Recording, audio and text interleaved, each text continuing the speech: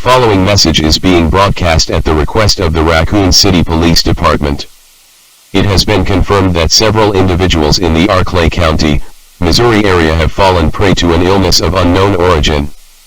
What is currently known about this illness is that it is highly contagious, and has a mortality rate of over 90%. Those afflicted with illness are known